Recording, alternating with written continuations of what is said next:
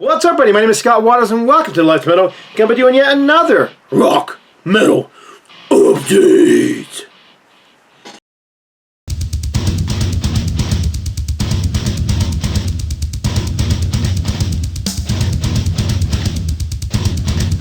That's right, another rock metal update. This one's all cassette tapes. These I do them pretty rarely because I don't go out and purposely search out much cassette tapes. But when I run across them, and if there's something I'm interested in, I'll grab them. Love old demos. I collect those kind of things. Stuff that's not available. And then I just have those bands where I collect anything by. So that's kind of what you're going to get here—a mixed bag of that kind of stuff. First of all, I got a used and very good copy of the Ramm demo.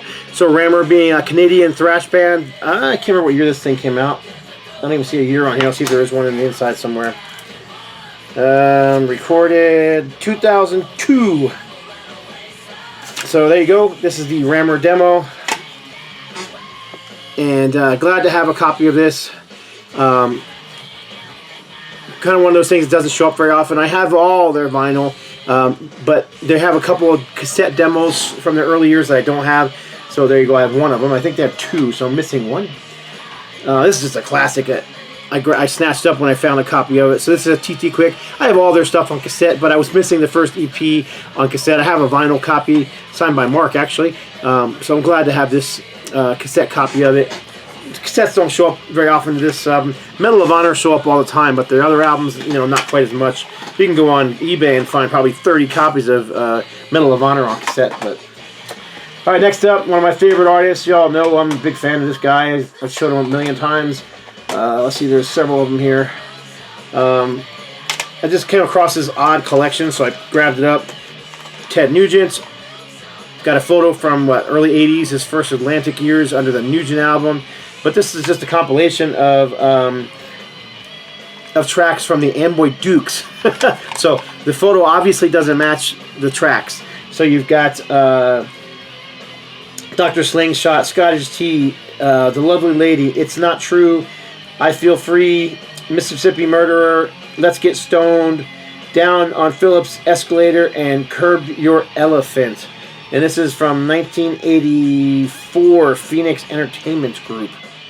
So there you go. I'm not sure why they put that picture. I'm sure they were, capitalizing on his popularity at the time with the picture. And I'm sure anybody who bought it based on that was a bit shocked when they were hearing, late 60s, early 70s, just straightforward rock, I guess it was, or I don't know, maybe you call it prog rock, or I don't know what you want, what you want to call it. So anyhow, just an odd compilation. I thought was cool, so I snatched it up. This one a friend gave me, but it's cool. Datashock. I believe this is a Canadian pressing. It's got a black cassette tape with gold lettering, so that's cool. Nugent's one, like I said, one of those bands I collect anything by. And then two versions of the same album from, was it 1980? I should know this year off the top of my head, but I'm double second guessing myself here. 82. So I should have just said it because I was right. So two different versions of the first Atlantic Records album of Nugent. So you've got a regular version, and then I believe this version here, if I'm not mistaken, which has no barcode on it.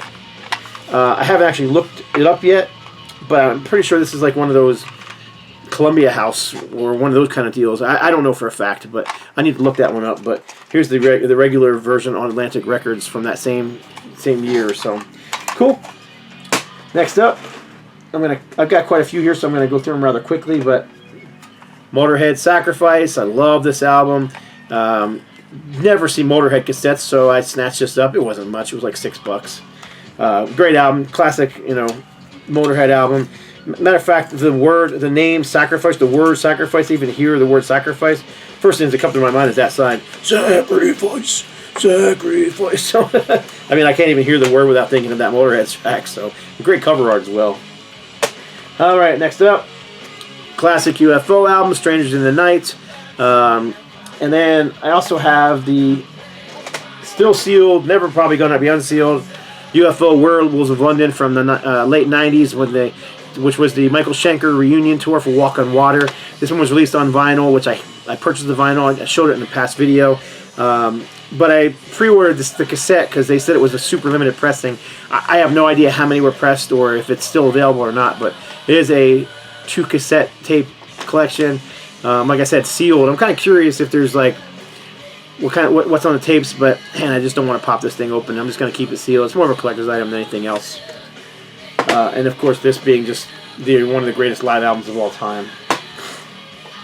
All right, got some classic stuff here. Got some. Let's see. So we got some Raven on Atlantic, Stay Hard. Their first album for Atlantic Records, and was kind of didn't have the raw edge of the first 3 albums. Some people didn't like it as much. They even re-recorded a track. Let's see, what track was it? Power and the Glory on here is great. The song Stay Hard is great on here. On and On is another great song on here. Hard Ride was on here from the first album. But again, it's a much more commercial sounding album, not because of the songwriting, but more because of the production. It just loses that rawness that those first 3 albums had. But still a good album from Raven. And then after the Pack is Back, and everybody hated them because they went the cartoony pop route, thanks to Atlantic pushing in that direction, they came back and they were angry about the direction they took them in, and they came out with the Mad EP, and I love this little EP. It wasn't Atlantic, but the song Speed of the Reflex is one of my all-time favorite Raven tracks. Alright, now we've got, let's see, a little bit of everything in this thing, man. I've got a mixed bag of stuff. But Raven, One for All, didn't even know this one was ever released on cassette. Apparently it was never released on cassette in the US. This copy here is from, and it may even be a bootleg, I don't know, I can't even, it says Germany on the back, but I'll just show you the back. I swear some of that writing in there looks like it's right underneath of the address. To me, it looks Russian, so maybe this is, I don't know, if it's a Russian bootleg, I don't know, I have no idea. But still, I got it for a decent price, and Raven is just one of those bands I collect anything by, so. Pat Travers, another one of my favorite artists, Canadian hard rock guitar player, guitar legend. This is one of his blues albums called Blues Tracks. Kind of doesn't leave anything to the imagination there, so. I can't remember how much I paid for it. It wasn't much, but I didn't own this one at all. Cassette, CD, vinyl, so I snatched it up. If I find a CD or vinyl version, I'll grab it. This is Lanny Cordola. Mostly, I think it's actually all instrumental album, but this is great stuff. Lanny Cordola, who of course was from House of Lords and Magdalene. This was on Intense Records. This is a great album. I love this thing. I mean, I'm not big into shred metal records or shred instrumental albums, but I really like this one. Okay, next up, went to see a show, and this band was opening up. Purchased a couple of their CDs. I figured, you know, we need to help them buy a hamburger while they're on the road. But this is Misfire Chicago thrash metal.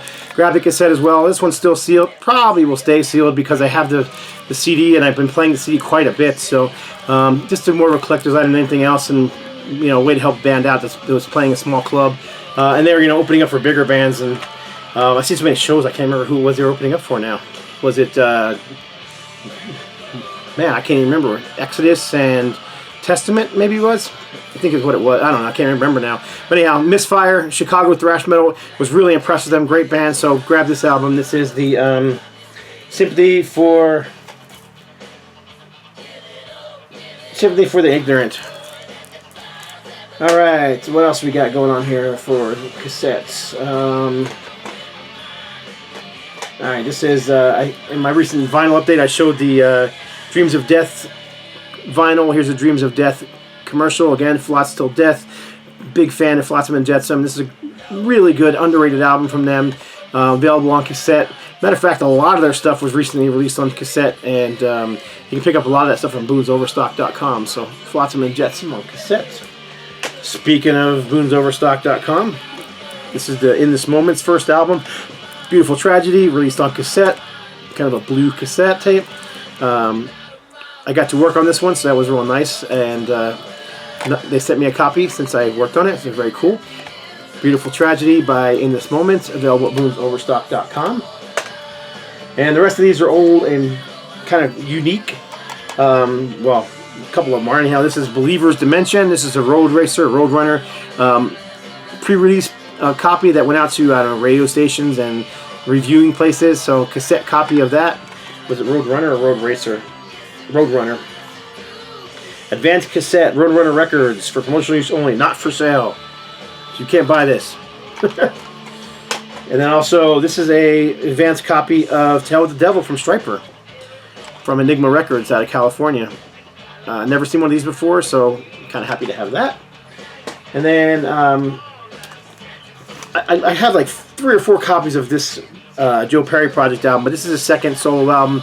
This is I've got the Rock and Rolls Again, and just irritating, man. I bought the thing like over the last few years. I've probably purchased 3 copies on cassette that I found in different places, record stores. I bought one from eBay. None of them were in good enough shape they should have even been sold. One of them didn't have the right music on it. Somebody recorded over the album. So I've actually sent that copy off to see if I can get my buddy John to fix it for me. He's got a great recording setup, so he's got the digital version of the album, so he's gonna put it on the cassette for me. But this one here is sealed. Original sealed copy. So 1981, I think this one came out, 82, somewhere in that area. And yeah, glad to have a sealed copy of this. Another Aerosmith, Joe Perry Project. I collect anything from them. I have most of Aerosmith stuff on cassette. So, and then finally, this is mint. I mean, this thing, I'd be surprised if the person who sold it to me didn't take the shrink wrap off it and never played it. It sounds perfect. It looks perfect. This is the 3rd album. This is Once a Rocker, Always a Rocker. A lot of people don't like this album, and maybe it's not as good as the first 2, but I really like this album. I play it quite a bit, actually. It's an album that I kind of grew up with, first of all, and then being an Aerosmith fanatic, I just really like Joe's stuff. So but there's a lot of great stuff on here. Black Velvet Pants, Once a Rocker, Women in Chains is a really good song on here. They do a great cover of Bang a Gong, so I don't know why people don't tend to like this one very much, but I like the 3rd Joe Perry Project album. So I also think the logo that he had for that album was cool. And they only used it for that one album, but I liked it. So there you go. That's my cassette vinyl update. My rock and metal cassette update. Appreciate y'all watching. God bless. Stay strong.